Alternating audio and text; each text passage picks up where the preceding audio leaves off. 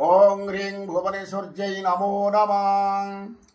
सर्वमंगल मांगल्ये शिवे सर्वार्थ साधिके शरण्ये त्र्यंबके गौरी नारायणी नमस्तुते। आसंता काली सेप्टेम्बर 25 तारिख गुरुवार काली धन प्राप्तिर गोटे शुभ मुहूर्त अच्छी रात्र 8:45 समय। यदि आपण दरिद्रता अच्छी अर्थ चाहते आपणकर ऋण अच्छी अर्थ दरकार काली गोटे अर्थ प्राप्ति धनलक्ष्मी प्रयोग करूँ। रात्र 8:45 पर 10टा पर्यंत ये योग अच्छी तेणुक रात्र 8:45 प्रयोग करूँ।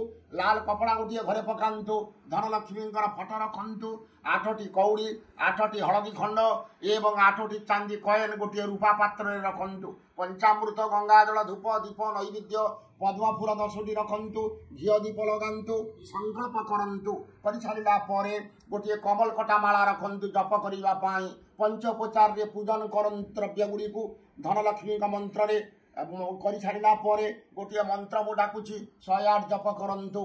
श्री धं धनलक्ष्मी कुं कुबेराय नमः यही मंत्र को 108 थर जप करंतु।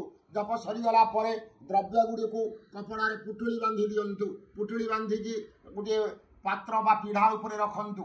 21 दिन पर्यंत यही मंत्र को जप करंतु। जप सरीगला आपण जो फूल फूल द्रव्य थी ताकू नदी जल में भसई देवे। सूर्य को नमस्कार करेंगे। प्रयोग सरीगला आपणकर अभाव आ रहा धन बढ़ माँ धनलक्ष्मी तुमको प्रचुर धन देवे। रोचे नमस्कार। जय जगन्नाथ जय माँ कामाख्या।